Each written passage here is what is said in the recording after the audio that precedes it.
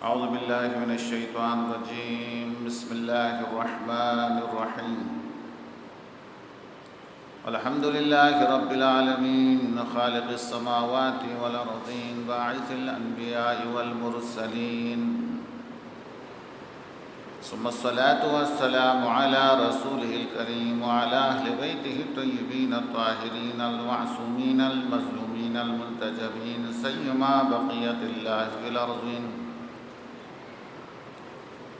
ولعنة الدائمة على أعدائهم أجمعين من أول ظلمهم إلى قيام يوم الدين. أما بعد، فقد قال الحكيم في كتابه الكريم وهو أصدق الصادقين وقوله الحق. بسم الله الرحمن الرحيم. فمن يعمل مثقال ذرة خيرا يره ومن يعمل مثقال ذرة شرا يره. صلوات پڑھ لیجیے محمد و آل محمد. اللہم صلی علی محمد.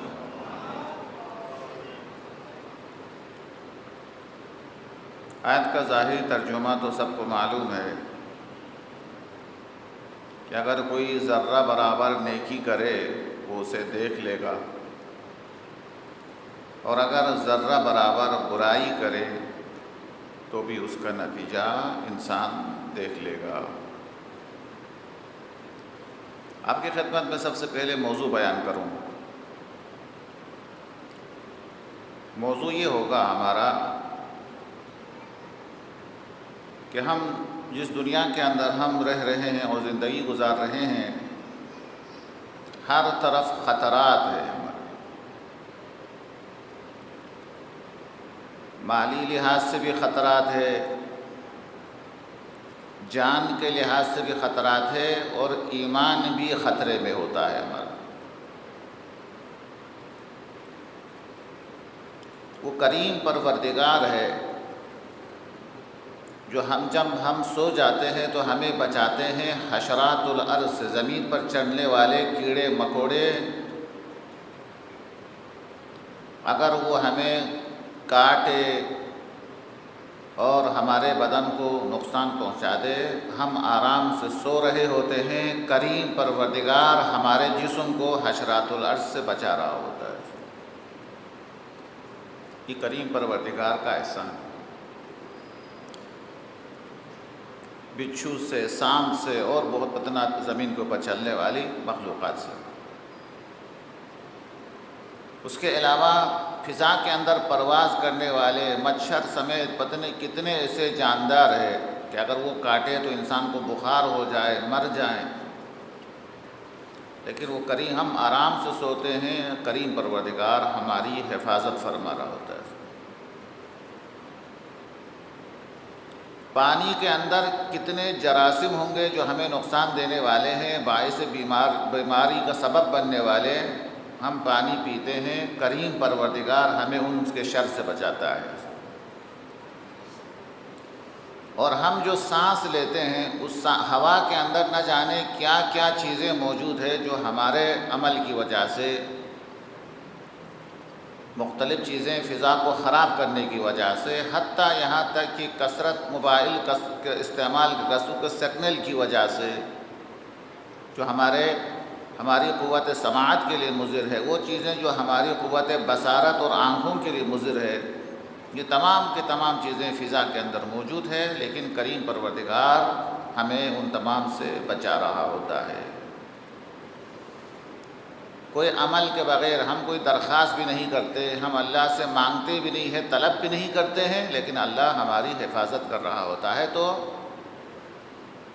2-3 منٹ میں نے آپ کا اس بات کے اوپر لے لیا کہ ہم خطرات کے اندر زندگی گزار رہے ہوتے ہیں. مال کے لحاظ سے بھی خطرات میں ہیں، ہم جان کے لحاظ سے بھی خطرات کے اندر ہے، اور ایمان بھی ہمارا خطرے میں ہوتا ہے. تو یہ 1 یا 2 دن کے اندر جو انشاءاللہ موقع ملے گا تو میں کوشش کروں گا کہ قرآن کریم کی آیات اور دعا جو ائمہ معصومین نے ہمیں تعلیم دی ہے کہ اگر یہ دعا پڑھو گے تو تمہیں کتنا فائدہ ہوگا، فلان دعا پڑھو گے تو کتنا فائدہ ہوگا، قرآن کریم کی چند آیات اور کچھ دعائیں آپ کے سامنے بیان کرنے کی کوشش کروں گا. اللہ سے ہماری دعا ہے کہ اللہ تبارک و تعالیٰ اس ذکر خیر کو بانی کی طرف سے اور حاضرین کی طرف سے، آپ کی طرف سے، ہم سب کی طرف سے اپنی بارگاہ میں قبول فرما دے انشاءاللہ۔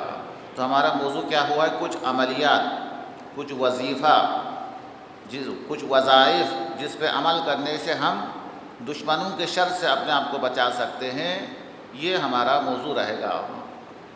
تو آپ آتے ہیں کہ آج کم سے کم 2 آیات کے بارے میں آپ کے سامنے بیان کروں گا۔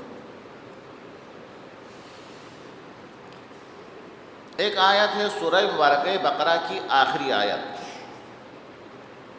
اور الحمدللہ آپ جانتے ہیں کہ قرآن کریم کا جو سب سے لمبا سورہ ہے، طولانی سورہ ہے، وہ سورہ بقرہ ہے۔ اس سورہ بقرہ کی آخری آیت اور آخری آیت کا بھی آخری حصہ، اس کے بعد سورہ بقرہ ختم ہوتا ہے، ایک دعا اللہ تبارک و تعالیٰ نے ہمیں تعلیم دی ہے۔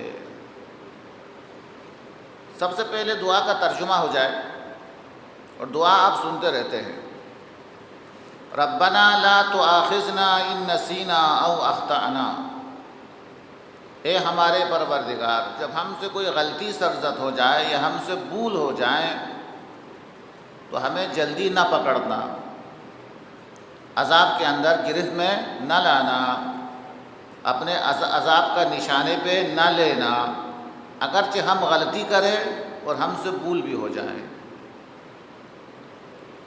ربنا لا تؤاخذنا ان نسینا او اخطأنا، ربنا ولا تحمل علينا اصرا كما حملته على الذين من قبلنا۔ اسر کا معنی ہے صاد کے ساتھ رکاوٹ، جو اشارہ ہے مصیبت کی طرف۔ اے کریم پروردگار، وہ مصیبتیں جو ہم سے پہلے والی امتوں پر جو مصیبتیں آئی ہے، وہ مصیبت میرے اوپر مسلط نہ کرنا، ہم پر مسلط نہ کرنا۔ تو 2 مطلب ہو گیا کہ اگر ہم سے غلطی ہو جائے، ہم سے بھول ہو جائے تو ہمارا مواخذہ نہ کرنا، ہمیں نہ پکڑنا۔ دوسرا اہم جملہ یہ ہو گیا کہ ربنا ولا تحمل علینا اصرا کما حملته علی الذین من قبلنا، پروردگار جو ہم سے پہلے لوگوں پر جو مصیبتیں آئی ہے، جو رکاوٹیں آئی ہیں، جو بلائیں اور مصیبتیں آئی ہے، وہ مصیبت ہم پہ مسلط نہ کرنا۔ یہ 2 جملہ۔ تیسرا جملہ، ربنا ولا تحملنا ما لا طاقت لنا به، اے کریم پروردگار اس کے علاوہ بھی ہر وہ مصیبت جسے برداشت کرنے کی طاقت ہم میں نہیں ہے، ایسی بلا اور مصیبتوں کو ہم پر مسلط نہ کرنا، ان عذاب کے اندر ہمیں گرفتار نہ کرنا۔ وہ بلائیں اور مصیبتیں بھی ہم پر نہ آئیں جو گزشتہ امتوں پر آئی ہے، اور وہ ہر وہ مصیبت جس کو برداشت کرنے کی طاقت ہم میں نہیں ہے، جسے میں برداشت نہیں کر سکتا ہوں، ہم برداشت نہیں کر سکتے ہیں، ایسے عذاب، ایسی بلائیں، ایسی پریشانیوں سے ہمیں نجات دے دینا۔ یہ تیسرا جملہ۔ واعف عنا، اے ہمارے پروردگار جو ہم سے گناہ سرزد ہوئے ہیں، خطائیں سرزد ہوئی ہے، اس سزا کو معاف کر دینا، پھر ہمیں معافی دینا کہ ہمیں معاف کر دے، تو معاف کرنے والا ہے تو ہمیں معاف کر دے۔ اور اگلا، واغفر لنا، صرف معاف نہ کرے بلکہ گناہوں کے آثار کو بھی مٹا دے۔ آثار مٹانے کا مطلب یہ ہے کہ ہمیں گناہ کرتے ہوئے زمین نے دیکھا ہے، قیامت کے دن زمین گواہی نہ دے دے ہمارے خلاف، زمانہ نے دیکھا ہے، زمانہ ہمارے خلاف گواہی نہ دے۔ یہ پاؤں اور ہاتھ قیامت کے دن جو ہمارے خلاف گواہی دینے والے ہیں، صرف سزا معاف نہ کیجیے بلکہ سزا معاف کرنے کے علاوہ گناہوں کے آثار بھی مٹا دے کہ دوبارہ اس کا ذکر ہی نہ آیا اس کو۔ یا اور بھی واضح کروں گا، جو فرشتے جو کرام الکاتبین ہیں، نامہ اعمال لکھنے والے ہیں، انہوں نے جو لکھا ہے، پروردگار وہ نامہ اعمال سے میرے گناہوں کا نام و نشان مٹا دینا۔ یعنی کہنے کا مطلب یہ ہے کہ صرف سزا معاف ہونا کافی نہیں ہے، واغفر لنا، گناہوں کے آثار بھی مٹا دے کہ ایسا لگے جیسا کہ میں نے کوئی گناہ ہی نہیں کیا ویسا۔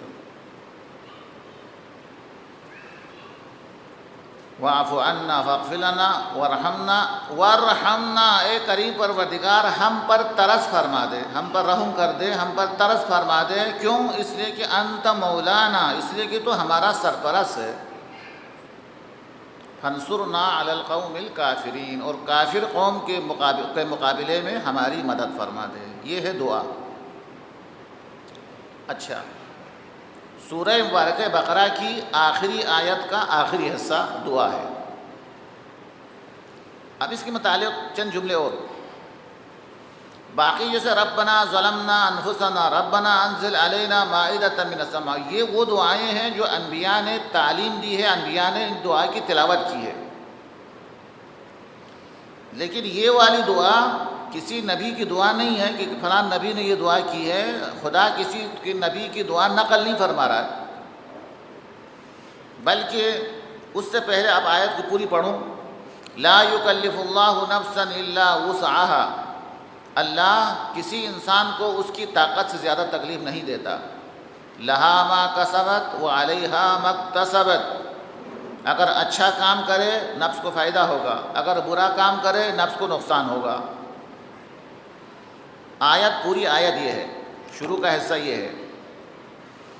تو اللہ تبارک و تعالیٰ نے کسی نبی کی دعا نقل نہیں کی ہے یہ، بلکہ اس آیت کے جو پہلا حصہ کہ لہا ما کسبت وعلیہا ما اکتسبت، نفس جو کچھ اچھا کماتا ہے اس کے فائدے میں ہے، اگر برا کمائے اس کے نقصان میں ہے، یعنی نفع نقصان خود دونوں اپنے لیے ہے۔ اس کے بعد اس کا نتیجہ، اس عقیدے کا نتیجہ، اگر میں اچھا کروں گا تو میرے ساتھ بھی اچھا ہوگا، اگر میں برا کروں گا تو میرے ساتھ برا ہوگا، یعنی اپنے عمل کا خود ذمہ دار ہوں۔ اگر میں اچھا کروں گا تو مجھے ہی فائدہ ہوگا، اگر میں برا کرتا ہوں تو مجھے ہی نقصان ہوگا، اچھا کروں گا تو مجھے ہی فائدہ ہوگا۔ خدا فرماتا ہے جس کا یہ والا عقیدہ مضبوط ہو کہ اچھا کروں گا تو فائدہ میرا ہی ہے، کسی اور کا نہیں ہے، اگر میں برا کروں گا تو نقصان بھی میرا ہے، کسی اور کا نہیں ہے، اس عقیدے کا نتیجہ یہ ہے کہ خدا سے اللہ تبارک و تعالیٰ کی بارگاہ میں انسان یہ دعا مانگے گا۔ یہ تو دعا آپ کے سامنے تلاوت ہوئی، اب اس کا فائدہ، ہمارا مقصد تھا اس کا فائدہ بتانا۔ دیکھیں، ایک فائدہ کافی ہے اس دعا کو پڑھنے کا۔ آپ چاہے تو اس دعا کو تعقیبات میں پڑھ لیجئے، آپ چاہے تو نماز واجب یا مستحب کے سجدے میں تلاوت کیجئے، اگر آپ چاہے تو اس کو قنوت کے اندر تلاوت کیجئے۔ آیت کے اندر بہت سارے فائدے ہوتے ہیں، لیکن میں ایک فائدہ جو عملیات کے حوالے سے، وظائف کے حوالے سے بتانا ہمارا موضوع رہا، اس وجہ سے بتا رہا ہوں۔ حدیث کے اندر آیا ہے، روایت کے اندر آیا ہے کہ اگر کوئی شخص اس دعا کی تلاوت کرتا ہے تو سورہ بقرہ کے اندر جتنے امتوں کے عذاب کا ذکر آیا ہے، اس دعا کو پڑھے تو سورہ بقرہ کے اندر جتنے عذاب اور بلاؤں کا ذکر آیا ہے، اللہ اس دعا کے صدقے میں ان تمام بلاؤں سے حفاظت فرماتا ہے۔ اور سورہ بقرہ کے اندر اللہ نے جن نعمتوں کا تذکرہ فرمایا ہے، اس دعا کی تلاوت کرنے سے اللہ وہ تمام نعمتیں اس دعا کی تلاوت کرنے والے کو اللہ تبارک و تعالیٰ عطا فرماتا ہے۔ تو لہٰذا آج کا پہلا درس جو بتانا چاہ رہا تھا وہ یہ ہے، پریشانی سے بچنے کے لیے۔ اب یہ سورہ بقرہ کے اندر جن امتوں کا ذکر آیا ہے وہ کیا ہوا تھا؟ کچھ افراد ایسے تھے جن کے اوپر اللہ نے آسمان سے آگ جو ہے برسا دیا، جلا کر خاکستر کر دیا۔ کچھ لوگ ایسے تھے جن پر اللہ نے آسمان سے پتھر برسایا، ان کو نابود کر دیا۔ کچھ لوگ ایسے تھے جو زلزلہ کی زد میں آ کر تباہ و برباد ہو گیا۔ کچھ لوگ ایسے تھے جو پانی کے اندر غرق ہو کے تباہ و برباد ہو گیا۔ سورہ بقرہ چونکہ طولانی سورہ ہے، لہٰذا مختلف عذاب کا ذکر آیا ہے، بنی اسرائیل کے اوپر آنے والے مختلف عذاب کا ذکر آیا ہے کہ بہت چیزیں رکاوٹ بنی ان کے لیے ان کے گناہوں کی وجہ سے۔ تو خلاصہ کلام یہ ہوا، آج کے درس کا پہلا خلاصہ یہ ہوا کہ اس دنیا کے اندر اپنے آپ کو بلاؤں سے، پریشانی سے، اگر ہم چاہتے ہیں کہ آسمان سے کوئی بلا نازل نہ ہو، اگر ہم چاہتے ہیں کہ پانی کے اندر ہم غرق نہ ہو، اگر ہم چاہتے ہیں کہ ہوا کی وجہ سے، طوفانوں کی وجہ سے ہم ہلاک نہ ہو، تو انسان کو چاہیے کہ سورہ مبارک بقرہ کی آخری آیت کی تلاوت کریں، کیونکہ معصوم فرماتے ہیں جو شخص اس آیت کی تلاوت کرتا ہے تو سورہ بقرہ کے اندر جتنے اقوام پر جتنے عذاب کا ذکر آیا ہے اللہ ان عذاب سے بچاتا ہے، اس امتہائے گزشتہ پر اللہ کی جتنی نعمتیں ہیں وہ نعمتیں اللہ تبارک و تعالیٰ اس دعا پڑھنے والے کو عطا فرماتا ہے۔ تو چونکہ آپ نے اس دعا کے اندر دعا کے اندر اس چیز کو آپ نے طلب کی تھی، کیا کہا تھا آپ نے؟ ربنا ولا تحمل علینا اصرا کما حملته علی الذین من قبلنا، اے کریم پروردگار وہ مصیبتیں، وہ بلائیں جو ہم سے پہلے والی امتوں پر آئی تھی وہ عذاب مجھ پر مسلط نہ کر دیں، وہ بلاؤں سے مجھے حفاظت فرما دے، ان بلاؤں کو مجھ سے دور رکھیں۔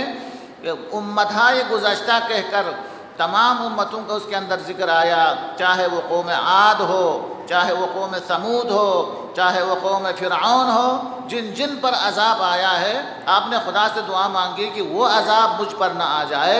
تو گزشتہ زمانے میں جتنے عذاب دنیا میں آئے ہیں وہ سارے عذاب سے، پریشانیوں سے آپ محفوظ رہیں گے اس دعا کی تلاوت کرنے سے۔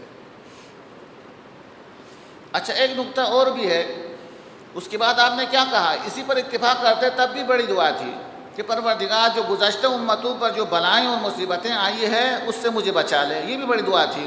لیکن آگے اور بھی دعا ہے، ربنا ولا تحملنا ما لا طاقت لنا بہ، اے کریم پروردگار ہر وہ بلا اور ہر وہ مصیبت جسے برداشت کرنے کی طاقت میرے اندر نہیں ہے اس سے مجھے بچا دے۔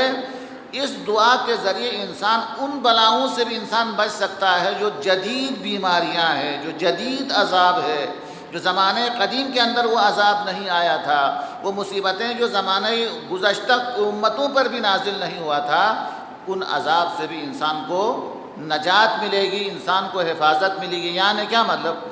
جو قدیم قسم کے عذاب سے اس سے بھی انسان کی حفاظت ہو جائے گی، جو جدید زمانے کے اندر جو مختلف بیماریاں ہیں جن کا نام لینے سے انسان کو ڈر لگتا ہے، انسان خوفزدہ ہوتا ہے، ان خطرناک بیماریوں سے بھی حفاظت کے لیے اس دعا کو پڑھے۔ کیوں؟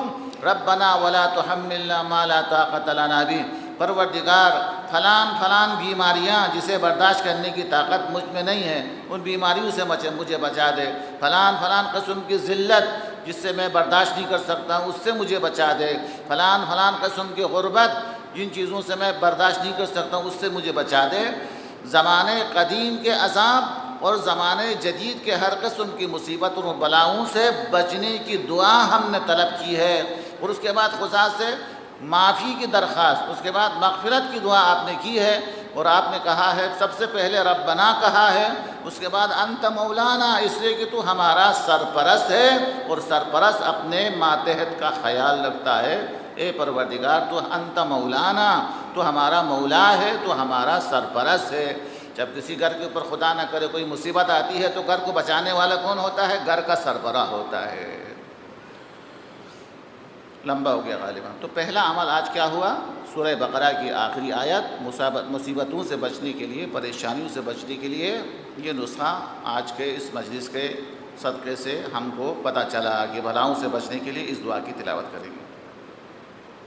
اور ایک آیت جو سب کو یاد ہے، الحمدللہ سے بھی زیادہ آسان ہے، وہ کیا ہے؟ جسے عام طور پر کہا جاتا ہے آیہ کریمہ۔ ایک بلند آواز سے ایک صلوات پڑھ لیجیے، محمد و آل محمد صلی اللہ علیہ وسلم۔ آیہ کریمہ، آیہ کریمہ کون سی ہے؟ لا الہ الا انت سبحانک انی کنت من الظالمین۔ سب کو یاد ہے، لا الہ الا انت سبحانک انی کنت من الظالمین۔ نماز غفیلہ میں بھی آپ پڑھتے ہیں، نماز غفیلہ خود ایک نماز مغربین کے بیچ میں آپ پڑھتے ہیں تو خود اس کی فضیلت بہت زیادہ ہے جو آج کا موضوع نہیں ہے۔ اور آپ کو پتہ ہے کہ یہ کس سے مربوط آیت ہے؟ حضرت یونس علیہ السلام، حضرت یونس علیہ السلام سے مربوط آیت ہے یہ۔ نماز غفیلہ میں آپ اس کی تلاوت کرتے ہیں۔ اچھا، حضرت یونس کا قصہ کیا تھا؟ آپ کو معلوم ہے کہ حضرت یونس علیہ السلام کشتی کے اندر سوار تھے، اللہ نے حکم دیا مچھلی کو اسے نگل لے، تو مچھلی نے اس کو اپنے پیٹ پہ لے لیا، اور شکم ماہی کے اندر بیٹھ کر، مچھلی کے پیٹ میں بیٹھ کر حضرت یونس نے اس تسبیح کو پڑھا۔ کون سی تسبیح؟ لا الہ الا انت سبحانک انی کنت من الظالمین۔ یہ مختصر، اس کا عدد کے لحاظ سے تو 1.25 لاکھ ہے، آپ کو پتہ ہے، عدد کے لحاظ سے 1.25 لاکھ ہے، لیکن جتنا انسان پڑھ سکتا ہے کم تعداد میں وہ بھی انسان پڑھ سکتا ہے۔ لیکن ہمارا موضوع تو ہے کہ کچھ وظیفہ، کچھ عمل دینا ہے کہ مصیبتوں سے بچنے کے لیے۔ تو آج کا دوسرا نسخہ اور دوسرا عمل آیے کریمہ ہے، لا الہ الا انت سبحانک انی کنت من الظالمین، یہ کہ جتنا ہو سکے اس کثرت سے اس آیت کا ورد کر لے، آیے کریمہ کی تلاوت کرے۔ اچھا تھوڑا بیک گراؤنڈ آپ کے سامنے بتا رہا تھا کہ حضرت یونس علیہ السلام جب جا رہے تھے تو اللہ نے مچھلی کو حکم دیا کہ یونس کو نگل لے۔ مچھلی نے خدا کے حکم کے سامنے سر جھکایا اور آ کے حضرت یونس کو اپنے شکم میں لے لیا۔ اب اللہ تبارک و تعالیٰ نے کیا کیا؟ نظام ہاضمہ سے جب حضرت یونس علیہ السلام مچھلی کے نظام ہاضمہ سے جب حضرت یونس گزرے تو اللہ نے پہلے مچھلی کو حکم دیا تھا اس کو نگل لے، اب خدا نے نظام ہاضمہ کو حکم دیا کہ ساری غذا کو ہضم کر سکتا ہے، یونس کو کچھ نہیں کرنا۔ تمام نظام ہاضمہ سے جناب یونس کو بچا لیا۔ اس کے بعد شکم ماہی کے اندر باصطلاح سمجھانے کے لیے کہ اس کے معدے کے اندر، مچھلی کے پیٹ کے اندر جو معدہ ہے جہاں کھانا ہوتا ہے، حضرت یونس وہاں پہنچے۔ نہیں معلوم کتنے دن حضرت یونس وہاں زندہ رہے۔ اللہ نے مچھلی کو حکم دیا تھا نگل لو، مچھلی نے کہا لبیک۔ نظام ہاضمہ کو اللہ نے حکم دیا کہ یونس کو نقصان نہ پہنچا دو، چونکہ خالق کا حکم تھا لہٰذا انہوں نے بھی حکم مانا۔ اس کے بعد شکم ماہی کے اندر جو معدہ ہے، اللہ نے اس کو الگ سے آرڈر دیا، الگ سے حکم دیا کہ ساری غذا کو ہضم کرنے کی اجازت ہے، یونس کو نقصان نہیں پہنچاتا۔ ہر ایک کے اوپر اللہ کا حکم نافذ ہے۔ تو حضرت یونس علیہ السلام کہاں ہے؟ شکم ماہی کے اندر۔ تو خدا اس منظر کو بیان کرتا ہے، وَظَنُّونِ إِذْ ذَهَبَ مُغَاضِبًا فَظَنَّ أَن لَّن نَّقْدِرَ عَلَيْهِ۔ نماز وفلن پڑھتے اب وَظَنُّون کو یاد کرو کہ اب تو غصے کے حال میں گئے۔ فَنَادَىٰ فِي الظُّلُمَاتِ، جناب یونس نے کئی ظلمات میں رہ کر، کئی تاریکی میں بیٹھ کر فنادا، ہمیں آواز دی، یعنی خدا کو آواز دی۔ جناب یونس نے کئی تاریکی اور کئی ظلمت کے اندر بیٹھ کر ہمیں آواز دی۔ کیا کہا؟ لا الہ الا انت سبحانک انی کنت من الظالمین، تیرے علاوہ کوئی معبود حقیقی نہیں ہے، لا الہ الا انت، تیرے علاوہ کوئی معبود حقیقی نہیں ہے، سبحانک، تو پاک و منزہ ہے، اور ہم خود ظالم ہے، ہم نے خود اپنے آپ پر ظلم کیا ہے۔ سبحانک، تو پاک اور منزہ ہے، اے پروردگار تو پاک و منزہ ہے، ہم خود ظالم ہیں، ہم خود اپنے اوپر ظلم کرتے ہیں۔ تو خدا کیا کہتا ہے؟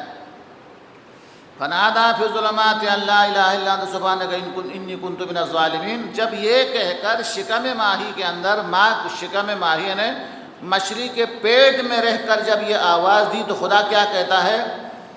فاستجبنا لہ، ہم نے یونس کی آواز سنی اور دعا کو قبول کی۔ ونجیناہ من الغم، اور جناب یونس کو ہم نے غم سے نجات دے دی۔ تو آپ دیکھیں اس ذکر کی طاقت دیکھیں، اور وہ سننے والے پروردگار کی طاقت دیکھے کہ نظام ہاضمہ سے بچایا۔ اور فنادا فی الظلمات، اور آواز دینے والے محراب میں نہیں ہے، دن کی روشنی میں نہیں ہے، ظلمات میں ہے۔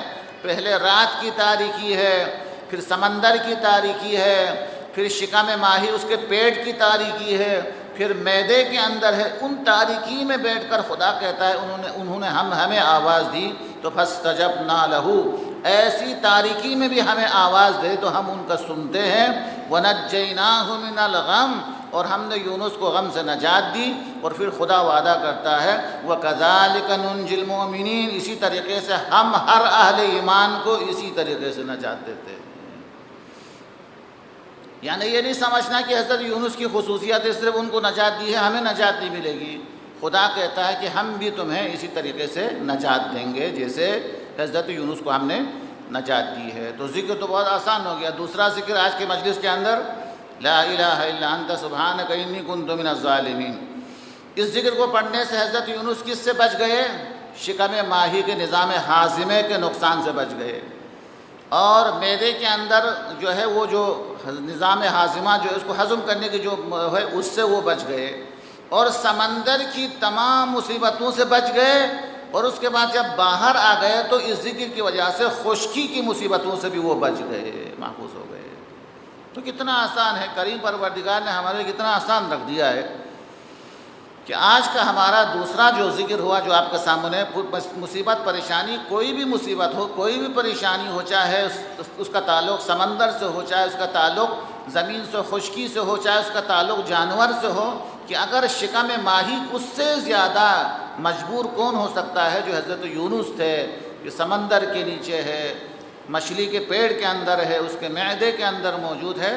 اللہ جب وہاں سے بھی انسان کو جب اللہ کو آواز دے تو خدا وہاں سے بھی زندہ و سلامت باہر نکال سکتا ہے۔ تو اس واقعے سے ہمارا کیا ہوتا ہے؟ عقیدہ مضبوط ہوتا ہے، جو اکثر آپ کے سامنے بیان کرتا ہوں۔ جب قرآن کریم کی ہم ان آیات کو پڑھتے ہیں تو ہمارا عقیدہ مضبوط ہو جاتا ہے، عقیدہ بدل جاتا ہے ہمارا، کہ جس کے سامنے میں ہاتھ پھیلا رہا ہوں وہ ایسا صاحب قدرت ہے جس نے نمرود کی آگ کو گلزار بنا دیا تھا۔ میں ایک ایسے پروردگار کے سامنے ہاتھ کو بلند کر رہا ہوں اور دعا مانگ رہا ہوں، اس سے مدد مانگ رہا ہوں، جس نے دریا کو شق کر کے موسیٰ کو نجات عطا کی تھی۔ اور جب اس کو کہتا ہے کہ میں ایک ایسے خدا سے مانگ رہا ہوں جو چند درہم میں بکنے والے یوسف کو مصر کا بادشاہ بنا دیا تھا، اور اس خدا کو میں آواز دے رہا ہوں جو شکم ماہی کے اندر آواز دینے والے یونس کی آواز سن کر شکم ماہی کے سے زندہ و سلامت باہر نکال دیا تھا۔ تو جب یہ انسان کو ایمان مضبوط ہو جائے گا تو پھر وہی جملہ جو اکثر دہراتا ہوں، پھر دوبارہ دہرانے کا دل چاہتا ہے، پھر ہمارا لہجہ بدل جائے گا کہ ہم خدا کو نہیں ڈرائیں گے پروردگار میری مشکل بہت بڑی ہے، بلکہ مشکل کو ڈرائیں گے ہمارا خدا بہت بڑا ہے۔ ہم کہیں گے پریشانی سے کہیں گے جو ہے تم اتنی بڑی مصیبت کو کہیں گے تم اتنی بڑی نہیں ہو جیسے آتش نمرود ہے، میرا خدا آتش نمرود میری پریشانیاں اتنی زیادہ نہیں ہے جو سامنے دریا ہو اس سے بہت چھوٹا ہے، لیکن اللہ تو دریا کو شق کرنے والا ہے۔ میری پریشانی اس سے کہیں کم ہے کہ جناب یوسف علیہ السلام بیابان میں تھے، صحرا میں تھے، جنگل میں تھے، اور وہ بھی کنواں کے اندر موجود ہے۔ جب اس نے وہ چاہا تو کنواں سے زندہ و سلامت باہر نکلا، اسباب فراہم کر کے وہاں سے قافلے کو گزارا، ان کو پاس پیاس کا غلبہ ہوا، قافلے کو ہدایت کی، کنواں کی طرف پہنچا دیا، انہوں نے رسی ڈال دی اور یوسف علیہ السلام باہر نکل آئے۔ تو اسباب فراہم کرنے والا اسباب نہیں ہے تو خدا اسباب بناتا ہے، اور مصیبت کے سارے اسباب جمع ہے تو سارے اسباب کو ہٹاتا ہے۔ خدا اسباب ساز بھی ہے، اسباب سوز بھی ہے۔ تو مختصر یہ ہوا کہ آج 2 آیتیں آپ کے سامنے بطور وظیفہ دینے کا شرف حاصل ہوا۔ ایک سورہ بقرہ کی آخری آیت، ربنا لا تؤاخذنا ان نسینا واخطأنا ربنا ولا تحمل علينا اصرا كما حملته على الذين من قبلنا ربنا ولا تحملنا ما لا طاقة لنا به واعف عنا واغفر لنا انت مولانا فانصرنا على القوم الكافرين، سورہ بقرہ کی آخری آیت۔ اور دوسرا عمل اس سے بھی بڑا آسان وہ یہ ہے کہ لا الہ الا انت سبحانک انی کنت من الظالمین۔ اس آیت کی کثرت سے آپ تلاوت کریں، اس کا ورد کریں تو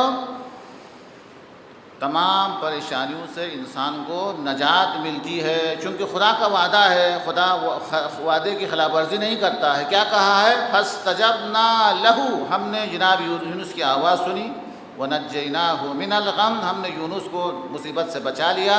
وَكَذَلِكَ، یہ خدا کا وعدہ ہے، وَكَذَلِكَ نُنْجِي الْمُؤْمِنِينَ، یہ ہمارا وعدہ ہے کہ ہم اہل ایمان کو اسی طریقے سے نجات دیا کرتے ہیں۔ یہ 2 ذکر ہوا دعا کے حوالے، دعا لیکن قرآن کے حوالے سے۔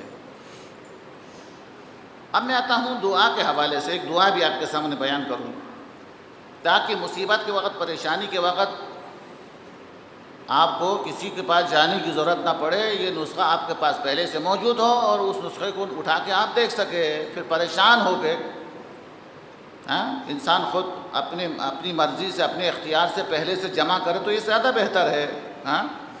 کہ ڈاکٹر آپ کو مجبور کرے کہ واک کرے، اس سے بہتر خود اپنی شرافت سے خود واک کرے، ہزار بہتر ہے۔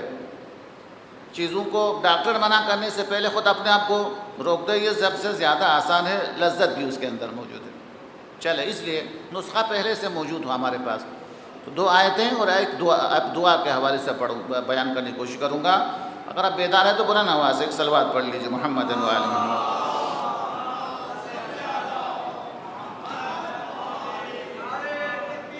اللہ اکبر، یا رسول اللہ، یا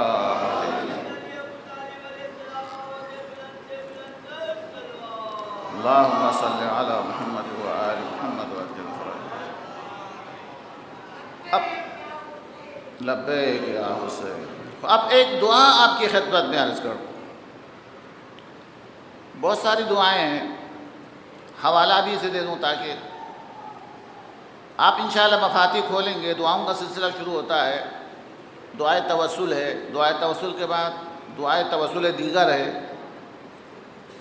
اس سے آگے جائیں گے۔ اس کے درمیان میں ایک دعا آئے گی، مشکل اور پریشانی کے وقت اس دعا کی تلاوت کی جاتی ہے، اور یہ دعا منقول ہے ہمارے مولا و آقا امام زین العابدین صلوات اللہ وسلم علیہ۔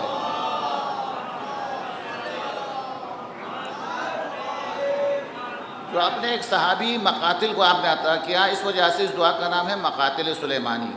مقاتل سلیمانی اس دعا کا نام ہے۔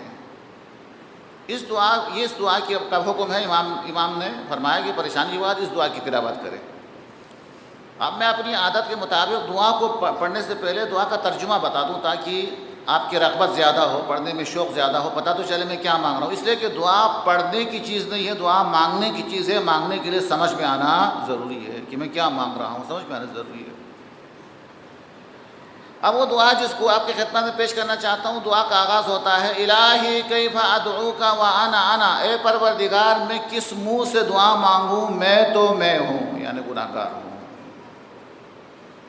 لہجہ ہی کتنا اچھا لہجہ ہے، الہی کیف ادعوک، اے کریم پروردگار میں کیسا دعا مانگوں، کس طرح دعا مانگوں، کس منہ سے دعا مانگوں۔ یعنی دعا مانگنے کا حق نہیں ہے مجھے کہ خطا کار ہوں، گناہ گار ہوں، باغا ہوا ہوں۔ مدتیں ہو گئی خطا کرتے، شرم آتی ہے اب دعا مانگتے۔ دعا کرتے احساس اگر زندہ ہو تو خدا کی بارگاہ میں دعا مانگنے میں شرم محسوس کرتے۔ جو ہے کہ اس بڑے شاعر کا نام نہیں لوں گا، بیوی مشورہ دیتی ہے پریشانیاں بہت آئی ہے، جا کے خدا سے دعا مانگو، تو کہتے کس منہ سے جاؤں، 70 سال تک 5 دفعہ خدا بلاتا رہا، آؤ میری طرف نماز، خدا بلاتا رہا، 70 سال ہو گیا، روزانہ 5 دفعہ مجھے بلاتا ہے اور میں نہیں جاتا ہوں، اب کس منہ سے جاؤں۔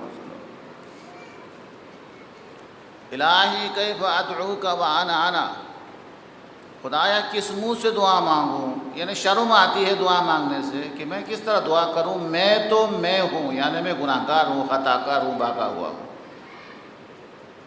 اس کے بعد دوسرا جملہ وَكَيْفَ أَقْطَعُ رَجَائِي مِنْكَ وَأَنْتَ أَنْتَ، پروردگار میں تجھ سے نا امید کیسا ہو سکتا ہوں، تو ہے، بہت کرم کرنے والا ہے۔ یعنی میں اپنی حالت کو دیکھتا ہوں تو مایوس ہو جاتا ہوں، لیکن جب تیرے کرم کو دیکھتا ہوں تو پھر امیدوار ہو جاتا ہوں۔ ایک طرف سوچتا ہوں میں کس منہ سے دعا مانگوں کہ میں تو خطا کار ہوں، باغا ہوا آدمی ہوں، معصیت کار ہوں۔ وَكَيْفَ أَقْطَعُ رَجَائِي مِنْكَ وَأَنْتَ أَنْتَ، پروردگار میں تجھ سے نا امید کیسا ہو سکتا ہوں، تو ہے، یعنی تو کریم ہے، تو مانگے بغیر دیتا ہے، شکم مادر کے اندر بچے کو مانگے بغیر دیتا ہے، گہوارے کے اندر بچے کو معرفت کے بغیر دیتا ہے، اور جو تجھے نہیں مانتا ہے، تجھے تیرا انکار کرتا ہے تو اسے بھی نوازتا ہے، جو تیرے نافرمان ہے تو ان کا خیال رکھتا ہے، میں تجھ سے نا امید کیسا ہو سکتا ہوں۔ تو یہ دو جملے ہوئے کہ میں ہوں، میں کس طرح دعا کروں، الہی کیف ادعوک، میں کیسا دعا کروں، وانا میں ہوں، وَكَيْفَ أَقْطَعُ رَجَائِي مِنْكَ، میں تجھ سے کس طرح دعا نا امید ہو سکتا ہوں، تو ہے۔ اس کے بعد والے جملے الہی اذا لم ادعوک فتستجیب لی فمن ذا الذی ادعوہ فیستجیب لی، خدایا جب میں تجھ سے نہیں مانگتا ہوں تو بھی تو میرا خیال رکھتا ہے، تو یہ کیسا ہو سکتا ہے اب میں مانگ رہا ہوں اور تو میرا نہ سنے، یہ کیسا ہو سکتا ہے؟ الہی اذا لم ادعوک فتستجیب لی، میں نہیں مانگتا ہوں تجھ سے، طلب نہیں کرتا ہوں، تب بھی میرا سنتا ہے تو، تب بھی ہماری دعا تو سنتا ہے۔ پھر وہ جملہ یاد کرنے کا دل چاہتا ہے۔ وہ نبی آتا ہے ان کو جو بت پرستی کر رہے ہیں، کہتے ہیں منع کرتے ہیں بت پرستی نہ کرو، اس کے سامنے ہاتھ نہ پھیلاؤ، یہ کچھ نہیں کرے گا۔ بت پرست کہتا ہے اس نبی سے کہ کیوں نہیں دیتا ہے؟ ہمارے گھر میں اولاد نہیں تھی، ہم نے دعا کی، اس نے ہمیں خود اولاد دی، ہمارے پاس مال نہیں تھا، ہمیں صحت نہیں تھی، ہم دعا کرتے ہیں اور بت کے سامنے اس کو معبود سمجھ کے پرست کرتے ہیں، ہم ہمیشہ دعا کرتے ہیں، یہ ہمارا سنتا ہے، یہ ہماری دعائیں قبول کرتا ہے۔ تو نبی کیا کہتے ہیں ان کو سمجھانے کے لیے؟ تم نے سمجھا نہیں ہے کہ میرا خدا کتنا کریم ہے، تو سناتا بت کو ہے، سنتا خدا ہے، یعنی کسی اور کو بھی سنا دے سنتا وہ ہے۔ سناتا گائیں کو ہے تو گائیں تو نہیں سنتی ہے، سناتا تم جا کے سناتا ہے مصیبت کو گائیں کو، لیکن گائیں نہیں سنتی ہے، خدا سنتا ہے، تو وہ کتنا کریم ہے۔ الہی اذا لم ادعوک فتستجیب لی فمن ذا الذی ادعو فیستجیب لی، خدایا جب میں نہیں مانگتا، تجھے آواز نہیں دیتا، تب میرا خیال رکھتا ہے، تو یہ کیسا ہو سکتا ہے جو میں ابھی پکار رہا ہوں، آواز دے رہا ہوں تو میرا خیال نہ رکھے، کیسا ہو سکتا ہے؟ الہی اذا لم اسألک فتعطینی فمن ذا الذی اسألہ فیعطینی، جو چوتھا جملہ ہے۔ خدایا ابھی تک میں مانگ بھی نہیں رہا تھا، طلب بھی نہیں کر رہا تھا، تو دیتا رہا ہے، اور آج میں مانگوں گا تو کیسا ممکن ہے تو عطا نہ کرے؟ یعنی ماں کے پیٹ کے اندر ہم خدا سے مانگ بھی نہیں رہے تھے، تو دیتا رہا۔ گہوارے کے اندر ہم نے مانگا بھی نہیں تھا، طلب بھی نہیں کی تھی، تو غذا دیتا رہا۔ اور اسی طریقے سے آنکھیں ہم نے مانگی تھی، نہیں دے دیا تو نے۔ ہم نے ہاتھ پاؤں یہ نہیں مانگے تھے، تو نے خود سے دے دیا۔ ہم نے سوال بھی نہیں کیا تھا، مانگا بھی نہیں تھا، تو ہمیں دیتا ہے، تو یہ کیسا ہو سکتا ہے؟ آج تو میں مانگنے آیا ہوں، تو مجھے عطا نہ کرے، یہ کیسا ہو سکتا ہے؟ یہ ہو گیا چوتھا جملہ، یا گنتی آپ یاد رکھیں۔ الہی اذا لم اتضرع الیک فترحمنی فمن ذا الذی اتضرع الیہ فیرحمنی، اے کریم پروردگار جب میں تیرے سامنے نہیں بھی روتا ہوں تب بھی تو مجھ پر ترس کھاتا ہے، آج تو میں رو رہا ہوں، یہ کیسا ہو سکتا ہے تو مجھ پر ترس نہ کھائے؟ جب ہم ہنس ہنس کے گناہ کر رہے ہوتے ہیں تب بھی وہ ہمارا خیال رکھتا ہے، جرأت کے ساتھ، فخر کے ساتھ خطاؤں پر خطائیں، گناہوں پر گناہ کر رہے ہوتے ہیں، تب بھی تو ہمارے اوپر ترس کھاتا ہے، تو ہمارا خیال رکھتا ہے، تو یہ کیسا ہو سکتا ہے؟ آج تو میں رو رہا ہوں، آج تو میں گریہ وزاری کر رہا ہوں، آج تو میں تضرع کر رہا ہوں، اور تو ہمارا خیال نہ کرے، یہ کیسا ہو سکتا ہے؟ یعنی آپ اندازہ لگا دیں معصومین نے ہمیں جو دعائیں تعلیم دی ہے، کتنے بہترین دعائیں ہیں، عربی بھی ضروری نہیں ہے، یہی الفاظ اپنی زبان میں ادا کر سکتے ہیں، اپنی زبان کے اندر ادا کر سکتا ہے۔ خدایا جب میں نہیں مانگتا تو بھی دیتا ہے، آج میں مانگ رہا ہوں، جب تجھ سے سوال نہیں کیا جاتا تب بھی تو عطا کرتا ہے، آج تو میں سوال کرنے کے لیے آیا ہوں، مانگنے کے لیے آیا ہوں۔ خدایا جب میں تیرے سامنے نہیں روتا ہوں تب بھی میرا خیال کرتا ہے، آج تو میں رو بھی رہا ہوں، یہ کیسا ہو سکتا ہے تو میرا خیال نہ رکھے، یہ کیسا ہو سکتا ہے؟ الہی فکما فلقت البحر لموسیٰ علیہ السلام ونجیتہ، اے کریم پروردگار جیسے موسیٰ کے لیے تو نے فوراً دریا کو شق کر کے راستہ دیا تھا، اور میں تجھ سے سوال کرتا ہوں کہ تو محمد اور آل محمد کے اوپر رحمتیں نازل فرما۔ یہ درود ہے، درود پڑھ لیجئے محمد اور آل محمد، یعنی محمد و آل محمد پر رحمتیں نازل فرما، وَتُفَرِّجْ عَنِّي فَرَجًا عَاجِلًا غَيْرَ عَاجِلٍ بِفَضْلِكَ وَرَحْمَتِكَ يَا أَرْحَمَ الرَّاحِمِينَ، اے پروردگار جس طریقے سے تو نے موسیٰ کو فوراً دریا شق کر کے راستہ دے کے باہر نکالا تھا، مجھے بھی، میرے سامنے بھی جو مشکل اور پریشانی ہے اسے شق کر کے مجھے اسی طریقے سے راستہ دے دے، عاجلاً وہ بھی جلدی دے دے، غیر عاجل تاخیر بھی نہ کرے، بفضل کا اپنے فضل کے ذریعے، اپنی رحمت کے ذریعے، اے سب سے زیادہ رحم کرنے والی۔ یہ دعا کا میں نے خلاصہ آپ کے سامنے ترجمہ بیان کر دیا۔ یہ چوتھے امام علیہ السلام نے مقاتل کو یہ نصیحت کی کہ جب کوئی پریشانی ہو، جب کوئی مصیبت ہو تو تم اس دعا کی تلاوت کرے، اور تعداد بتا دی 100 دفعہ اس دعا کی تلاوت کرے۔ راوی کہتا ہے، یعنی مقاتل یہ کہتا ہے، اگر کوئی شخص کسی حاجت کے لیے، کوئی پریشانی کے وقت اس دعا کی 100 دفعہ تلاوت کرے، اگر اس کی دعا قبول نہ ہو تو اسے حق ہے مجھ پر، راوی کہہ رہا ہے کہ اس کو حق ہے، اس کو اجازت ہے کہ میرے اوپر لعن کرے، اتنی ضمانت ہے اس کو۔ مقاتل اسلم وہ کہتا ہے کہ اس میں استجابت کی اتنی ضمانت اس کے اندر موجود ہے کہ جب بھی پریشانی کے وقت اس کو پڑھے 100 دفعہ، اس کی دعا قبول نہ ہو تو اس کو حق ہے کہ مجھے برا بھلا کہہ دے۔ تو آج کی مجلس کے اندر 2 قرآن کریم کی آیت اور ایک جو ہے وہ دعا کے حوالے سے میں نے آپ کے سامنے تھوڑا سا بیان کیا، اور پھر ربط مصائب کے لیے بھی، اور وہی وظیفے کے حوالے سے اور ایک بیان کر کے بالکل مصائب کے 2 جملے بالکل آپ کی زحمت کو تمام کروں گا۔ اور پریشانی اور مصیبت کے وقت کے لیے چوتھا اور آج کا آخری عمل، اللہ جب بھی پریشانی ہو جائے تو ذہن میں رکھ کے اللہم صلی علی فاطمہ و ابیہا و بعلہا و بنیہا والسر المستودع فیہا عدد ما احاط بہ علمہ۔ اس دعا کا بھی تھوڑا ترجمہ کروں آپ کو، درود پڑھ لیجئے محمد و آل محمد۔ اللہم صلی علی فاطمہ و ابیہا، اے کریم پروردگار فاطمہ پر، ان کے والد گرامی کے اوپر رحمت نازل کرو، و بعلہا و بنیہا، فاطمہ کے شوہر اور ان کے اولاد پر، ان کے بیٹوں پر بھی رحمت نازل فرما، اور وہ خاص امانت جو زہرا کے اندر ودیعت ہے، امانت ہے، اس کے اوپر بھی رحمت نازل فرما۔ کتنی رحمتیں، کتنا درود ہو، کتنے جو ہے وہ تعداد میں ہو، عدد ما احاط بہ علمک، اتنی تعداد میں درود ہو، اتنی تعداد میں رحمتیں نازل فرما دے جیسے کائنات کے جتنے ذرات پر، اے پروردگار جتنے کائنات کے ذرات کے اوپر تیرا علم ہے، اتنے ذرات کے برابر فاطمہ اور ان کے والد، ان کے شوہر، ان کے اولاد کے اوپر اتنے برابر جو ہے رحمتیں اور برکتیں نازل فرما دے۔ یعنی جو اس درود کے جو آخری جو پاور ہے وہ آخری والا جملہ ہے کہ فاطمہ اور ان کے والد، ان کے شوہر، ان کے بیٹوں کے اوپر اتنی تعداد میں رحمتیں نازل فرما دے جتنے کائنات کے ذرات پر تیرا علم ہے۔ اللہ کا علم کتنا وسیع ہے، اللہ تبارک و تعالیٰ کے علم کا کوئی حد نہیں ہے، تو خدایا کائنات کے جتنے ذرات کو تو جانتا ہے، ان ذرات کے برابر فاطمہ اور ان کے والد، ان کے شوہر، ان کے بچوں پر تو رحمت نازل فرما دے۔ یہ بھی ایک بہت مختصر لیکن بہت مجرب عمل ہے، اور روایت کے اندر آیا ہے کہ سب سے زیادہ پریشانی جو موت و حیات کا ہو تو اسے 100 دفعہ تلاوت کرے تو اللہ فاطمہ کے صدقے میں اس کی دعا کو مستجاب فرماتا ہے۔ بس میں نے آپ کی زحمت تمام کی۔ زہرا کا بڑا مقام ہے، زہرا کی بڑی منزلت ہے۔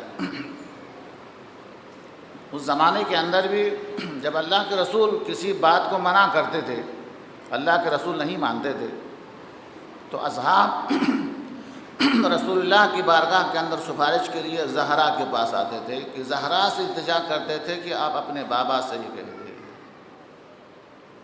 تو زہرا جب کسی کی سفارش کرے تو اللہ کے رسول قبول کیا کرتے تھے، مان لیا کرتے تھے۔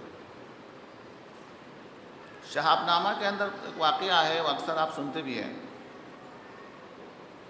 انہوں نے ایک واقعہ لکھا ہے، کہتا ہے کہ میں کسی دیہات کے اندر پہنچا تو وہاں ایک چھوٹا سا مولانا واعظ کر رہا تھا اور کہہ رہے تھے کہ فاطمہ زہرا کا مقام یہ ہے کہ اللہ کے رسول اگر اصحاب کو کسی بات کے اوپر اللہ کے رسول منع کرتے تھے، اللہ کے رسول جب اس کی بات کو نہیں مانتے تھے، ٹال دیتے تھے، وہ زہرا کے پاس آ کے شکوہ کرتے تھے کہ اپنے سفارش کے لیے زہرا کو آگے بھیجتے تھے کہ جا کے اپنے بابا سے سفارش کرو، تو حضرت زہرا جب سفارش کرتی تھی تو رسول قبول کیا کرتے تھے۔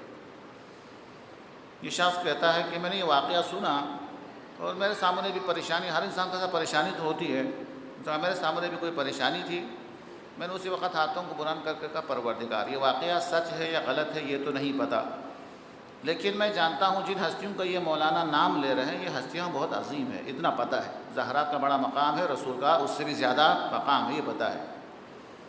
انہوں نے کہا اے بی بی اگر یہ واقعہ صحیح ہے تو میری بھی یہ پریشانی ہے، اپنے بابا کے پاس پیش کر دینا۔ وہ کہتے ہیں کہ اس وہاں سے واعظ سنا، نصیحت کی باتیں سنی، واقعہ سنا تو میں نے اسی زبان سے کہہ دیا بی بی اگر یہ واقعہ صحیح ہے تو پھر میری پریشانی بھی اپنے بابا کے پاس پیش کر دینا اور میری سفارش کر دینا۔ وہ کہتے ہیں کہ میں نے جو فوراً ایک حالت تھی جو میں نے مجھ پر اثر طاری ہو گئی اور ختم ہو گیا، اب میں بھول گیا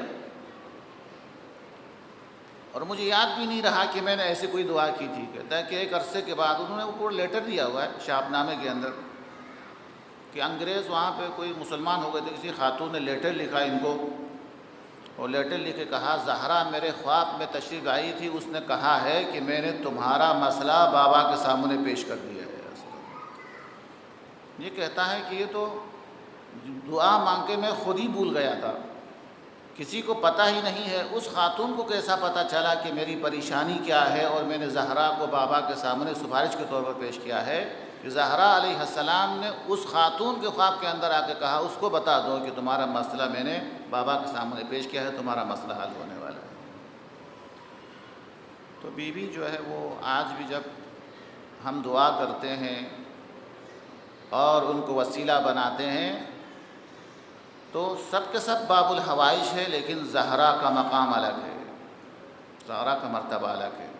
اچھا میں مثال دے کے ہم سمجھا دوں تو بہت بہترین مثال میں آپ کے سامنے بیان کر سکتا ہوں۔ جہاں تک حضرت علی علیہ السلام ہے، امام حسین علیہ السلام، یہ سب کا سب کریم ہے، یہ ہمارے روحانی باپ ہے، یہ ہمارے باپ کی جگہ پر ہے اور باپ سے زیادہ مہربان ہے، لیکن ہے تو باپ کی جگہ پر نا۔ اگر بیٹا غلطی کرے تو باپ ڈانٹ بھی سکتا ہے، مار بھی سکتا ہے، گھر سے نکال بھی سکتا ہے، تو یہ باپ کا مقام ہے۔ لیکن ایک ماں کا مقام ہے، ماں کیا کرتی ہے؟ نہ فقط بچے کو گھر سے نہیں نکالتی ہے بلکہ باپ کے ڈانٹ سے بھی بچے کو بچاتی ہے، مہربان ہوتی ہے ماں۔ تو جس طریقے سے ہم غلطی کرنے کے بعد اپنے باپ کے سامنے جانے سے ڈرتے ہیں، ماں کے سامنے جانے سے نہیں ڈرتے ہیں، چونکہ ہمیں پتہ ہے کہ ماں مہربان ہے کہ ہماری غلطیوں کو چھپاتی بھی ہے اور باپ کے ڈانٹ سے بھی چھپاتے ہیں۔ یہی مثالیں ہماری ہے کہ جب ہم اتنے گناہوں کے بعد، اتنی غلطیاں کرنے کے بعد مولا کے پاس جاتے، امام حسین کے پاس جائے تو ہماری غلطیاں اتنی زیادہ ہے، ہمارے گناہ بہت زیادہ ہے، ہو سکتا ہے کہ علی کو راضی کرنا ہمارے لیے مشکل ہو جائے، زہرا کو راضی کرنا آسان ہے، چونکہ ایک مہربان ماں کی طرح ہے وہ ہمارے لیے، مہربان ماں کے مانند ہے، وہ ہمیں اللہ کے عذاب سے بچاتی ہے، وہ اللہ کی بارگاہ میں ہماری سفارش کرتی ہے اور وہ ویسے ہی ہمارا خیال رکھتی ہے۔ لیکن جب آپ رونے لگے، گریہ کرنے لگے، یہ آ کے پوچھتی ہے، جیسے کہ اگر بچہ اگر رونے لگے تو کوئی ماں ایسی ہوگی جو بچے سے پوچھے کہ تم کیوں روتا ہے۔ بچہ روتا ہے تو سب سے پہلے مدد کے لیے کون پہنچ؟ ماں، تو بیٹا کیوں رو رہا ہے۔ اسی طریقے سے جب ہم رونے بیٹھتے ہیں، چاہے بیماری کی وجہ سے ہو، چاہے پریشانی کی وجہ سے ہو، چاہے بلاؤں کی وجہ سے ہو، ہماری روحانی ماں سب سے پہلے زہرا پوچھتی ہے کہ تو کیوں رو رہا ہے، کہا بی بی بیماری ہے، سفارش کرے خدا کی بارگاہ میں۔ سفارش اسی کو کہتے ہیں، شفاعت توسل اسی کو کہتے ہیں کہ جب ہمارے رونے کی آواز بی بی سنے گی، وہ پوچھے گا کیوں رو رہے ہو، کہا بیماری ہے، شفا چاہیے، ہم گناہگار ہیں، ہماری آواز خدا تک نہیں پہنچ رہی، سفارش کیجیے۔ وہ سفارش اس طریقے سے ماں ہمارے باپ کے سامنے ہماری سفارش کرتی ہے، اس طریقے سے زہرا بھی خدا کے پاس ہماری سفارش کرتی ہے، خدا سے کہتے ہیں کہ پروردگاری بیمار ہے، اسے شفا دے۔ امام حسن فرماتے ہیں کہ رات بھر میں نے دیکھا کہ میری ماں دعا مانگتی رہی، میں سنتا رہا، کیا کہہ رہی تھی؟ پروردگار فلان بیمار ہے تو اسے شفا دے دے، فلان کے گھر میں اولاد نہیں ہے تو اسے اولاد دے دے، فلان کے گھر میں غربت ہے تو اس غربت کو دور کرے۔ امام حسن فرماتے ہیں صبح کی اذان ہو گئی، دوسروں کو دعا کرتی رہی، میں نے کہا اماں جان رات بھر آپ نے دوسروں کے لیے دعا کی، ہمارے لیے کوئی دعا نہیں کی؟ کہا بیٹا الجار ثم الدار، پہلے ہمسایا اس کے بعد زہرا بہت بڑی مہربان ہے ہمارے لیے۔ تو آج کا ایک اہم پیغام وہ یہ ہوا کہ اگر پریشانی ہو تو آپ علی کو واسطہ بنا دیں، علی مشکل کشا ہے، اس میں کوئی شک نہیں ہے، حسین کی بارگاہ میں جائے، کسی کے دربار میں جائے، لیکن اگر مسئلہ بہت زیادہ سنگین ہو تو زہرا کا دروازہ کھٹکھٹائیں۔ کہا بی بی آپ مہربان ہیں، آپ سے زیادہ مہربان ہم کسی اور کو نہیں جانتے ہیں۔ تو وہ جا کے اپنے بابا کے پاس بھی سفارش کرتی ہے، اپنے بیٹوں کے پاس بھی سفارش کرتی ہے، خدا کے بارگاہ میں بھی آ کے سفارش کرتی ہے کہ خدایا اسے بخش دے، اسے شفا دے، اس کی مشکل کو دور کر دے۔ زہرا ہماری مدد کے لیے آتی ہے۔ اسی طریقے سے جب آپ ایام محرم کے اندر رو رہے ہوتے ہیں تو یہ آ کے پوچھتی ہے تو کیوں رو رہا ہے؟ جواب ملے بی بی ہم آپ کے بیٹے کے لیے رو رہے ہیں۔ وہ مہربان ماں، وہ احسان فراموش نہیں ہے۔ ایک واقعہ ذہن کے اندر آتا ہے اور وہ سنا کے چند مصائب ان کے بیٹے کا سنا کے آپ کی زحمت کو تمام کروں کہ محرم سے چند دن پہلے ایک ماں کا جوان بیٹا مر گیا۔ وہ اپنے جوان بیٹے کی قبر پر رو رہی تھی، اچانک اعلان ہو گیا کہ محرم کا چاند نظر آ گیا۔ تو وہ ماں اپنے جوان بیٹے کی قبر سے کھڑی ہوتی ہے یہ کہہ کر کہ اپنے بیٹے کی قبر سے خطاب کر کے کہتی ہے بیٹا تو میرے لیے بہت حسین ہے مگر حسین سے زیادہ حسین نہیں ہے، تم میرے لیے بہت پیارے ہو مگر علی اکبر سے زیادہ پیارے نہیں ہو، تم میرے لیے بہت عزیز ہے لیکن حسین سے زیادہ عزیز نہیں ہے کہ بیٹا صبر کرنا، عاشور کے بعد جب موقع ملے تب آؤں گی لیکن عاشور تک میں حسین پر گریہ کروں گی۔ یہ کہہ کر وہاں سے روانہ ہوئی۔ محرم کے مجالس میں کبھی وہاں کبھی یہاں روتے ہوئے گریہ کرتے ہوئے وقت گزر گیا۔ جب ایام عزا ختم ہونے کے بعد جب اپنے جوان بیٹے کی قبر پر آئی تو دیکھا ایک معزمہ اس کی بیٹے کی قبر پر بیٹھ کے رو رہی ہے۔ اس کے بعد اس خاتون نے کہا اے معزمہ یہ میرے بیٹے کی قبر ہے، تمہارا بیٹا کہیں اور جگہ دفن ہوگا، اس کی قبر کہیں اور ہوگی، تلاش کرو، یہ میرے بیٹے کی قبر ہے۔ پردے کے پیچھے سے آواز آئی میں پہچانتی ہوں یہ تمہارے بیٹے کی قبر ہے، تو 10 دن تک میرے بیٹے حسین پر روتا رہا، میں تمہارے بیٹے پر رو رو کر خدا سے سفارش کرتی رہی۔ زہرا کا مقام بڑا ہے، اسی لحاظ سے مصیبت بھی بہت زیادہ عظیم ہے عزیزو کہ آج میں حضرت محسن کے حوالے سے کچھ مسائل پڑھنے کا دل چاہ رہا ہے۔ ان کے ایام ہے جب بابا دنیا سے چلے گئے، جب سایہ اڑ گیا، زمانہ اپنا چہرہ دکھانے لگا، دروازے پہ لوگ جمع ہو گئے اور آواز آ رہی تھی زہرا جلد علی کو باہر نکال دو ورنہ ہم گھر کو آگ لگا دیں گے۔ یہ وہی دروازہ ہے جس دروازے پر اللہ کے نبی 5 وقت کھڑے ہو کے سلام کیا کرتے تھے، السلام علیکم یا اہل بیت النبوہ ومعدن الرسالہ ومختلف الملائکہ۔ یہ وہی دروازہ ہے جس دروازے پر حسنین کے لیے دروازے پر درزی بن کر لباس لے کے رضوان آئے تھے۔ یہ وہی دروازہ ہے جہاں چکی پیسنے کے لیے آسمان سے ملک نازل ہوتے تھے۔ یہ وہی دروازہ ہے جہاں ملک الموت بھی زہرا کے اذن کے بغیر اندر نہیں آتا تھا۔ زہرا نے کیا سنا؟ باہر شور و شرابہ ہے، آواز دے رہے زہرا علی کو باہر نکال دے ورنہ گھر کو آگ لگا دیں گے۔ زہرا کے کان کو یقین نہیں آیا، تو کیا کہہ رہا ہے؟ گھر کو آگ لگا دو گے؟ اس میں حسن اور حسین بھی رہتے ہیں۔ باہر سے آواز آئی وَإِن اگر حسن اور حسین بھی رہتے ہو تب بھی گھر کو آگ لگا دیں گے۔ اتنے میں شور و شرابہ بلند ہوا، ظالم نے زہرا کے دروازے کو آگ لگوا دی۔ جب دروازے کا ایک حصہ جل گیا، ایک ظالم نے دروازے کو دھکا دیا۔ نبی کی بیٹی دروازہ کے اندر دفاع امامت کے دفاع کرتے ہوئے کھڑی ہو گئی۔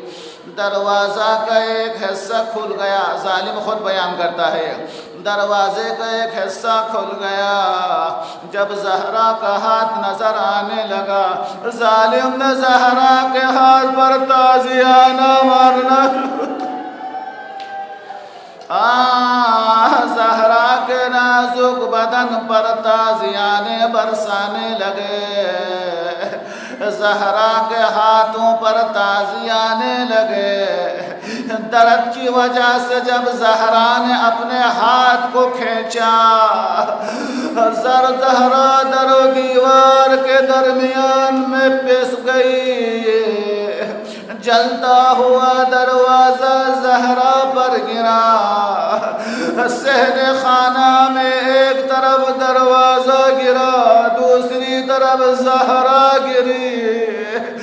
جیسے زہرا زمین پر گری، آواز دی، فضہ خزینی، فضہ مجھے سہارا دے دو، میرا بیٹا محسن شہید ہو گیا، میرا بیٹا شکم میں شہید ہو گیا۔ محسن دنیا سے گزر گئے، ماں کے سامنے بیٹا دم توڑ گئے۔ حسین یہ منظر دیکھ رہے تھے، حسن مجتبی یہ منظر دیکھ رہے تھے۔ علی کے سامنے محسن شہید ہو گیا، زہرا کے سامنے محسن شہید ہو گیا، لیکن زہرا بے ہوش بھی ہو گئی۔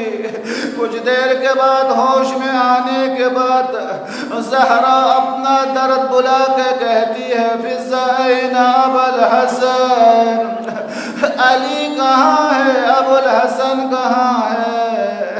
کہاں بھی اسے گرفتار کر کے لے جایا گیا ہے۔ سلام زہرا کی مظلومیت آپ کے صبر پر، زہرا نے کمر کے درد کو فراموش کر دیا، محسن کا چھوٹا سا لاشا کونے میں رکھ دیا، امامت کا دفاع کرنے کے لیے مسجد کی طرف روانہ ہو گئی۔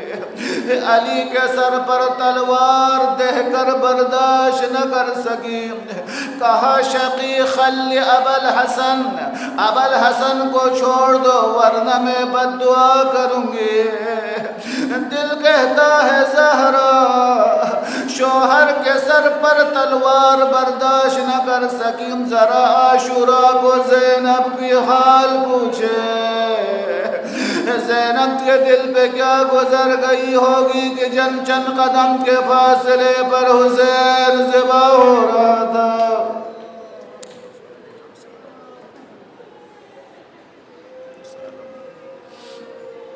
وَسَيَعْلَمُ الَّذِينَ ظَلَمُوا حَقَّ آلِ مُحَمَّدٍ أَيَّ مُنْقَلَبٍ يَنْقَلِبُونَ۔ اے کریم پروردگار، تجھے واسطہ ہے زہرا اور زہرا کی مظلومیت کا اور محسن شہید کا پروردگار۔ سب سے پہلے تو ہم تیرے گناہگار بندے ہیں، ہمارے سارے گناہوں کو معاف فرما، ہماری خطاؤں سے درگزر فرما، تمام پریشانیوں سے نجات عطا فرما۔ اس ذکر خیر کو بانیان کی طرف سے، حاضرین کی طرف سے اپنی بارگاہ میں قبول فرما۔ قیامت میں زہرا کی شفاعت سب کو نصیب فرما۔ خدایا اس سے زیادہ مظلوم کون ہوگا؟ آج بھی زہرا کے قبر کے کوئی نشان نظر نہیں آتے۔ اے کریم پروردگار، زہرا کی گمشدہ قبر کو نشاندہی کرنے کے لیے آخری امام کو اذن ظہور عطا فرما۔ خدایا ہم نہیں جانتے زہرا نے محسن کو کہاں دفنایا ہوگا۔ اے کریم پروردگار، اس عظیم شہید کے قبر کی نشاندہی کے لیے امام زمان کو اس نے ظہور عنایت فرما، ہمارے سارے مرحومین کی مغفرت فرما، اعلیٰ علیین میں اعلیٰ مقام عطا فرما، جنت البقیع اور جنت المعلیٰ کو آباد دیکھنے کی مہلت عطا فرما، بیت المقدس کو آزاد دیکھنے کی مہلت عطا فرما۔ آخر میں اور ایک دفعہ سورہ فاتحہ، سورہ قل هو اللہ 3 دفعہ ان مرحومین کے لیے: فیروزہ بانو بنت بچو بھائی، عابدہ خاتون بنت دوست محمد، رمضان علی ابن بہادر علی، شیرین بھائی، خان محمد خاندان کے تمام مرحومین، لاکھانی خاندان کے تمام مرحومین، پنجوانی خاندان کے تمام مرحومین، دنجی خاندان کے تمام مرحومین، اور ہمارے اپنے مرحومین و شہداء کے لیے سورہ مبارک فاتحہ۔ اعوذ باللہ من الشیطان الرجیم، بسم اللہ الرحمن الرحیم، الحمد للہ رب العالمین، الرحمن الرحیم، مالک یوم الدین، ایاک نعبد و ایاک نستعین، اهدنا الصراط المستقیم صراط الذین انعمت علیہم غیر المغضوب علیہم ولا الضالین۔ بسم اللہ الرحمن الرحیم، قل هو اللہ احد اللہ الصمد لم یلد ولم یولد ولم یکن له کفوا احد۔ بسم اللہ الرحمن الرحیم، قل هو اللہ احد اللہ الصمد لم یلد ولم یولد ولم یکن له کفوا احد۔ بسم اللہ الرحمن الرحیم، قل هو اللہ احد اللہ الصمد لم یلد ولم یولد ولم یکن له کفوا احد۔ ربنا تقبل منا انك انت السميع العليم وتب علينا انك انت التواب الرحيم وارحمنا برحمتك يا ارحم الراحمين۔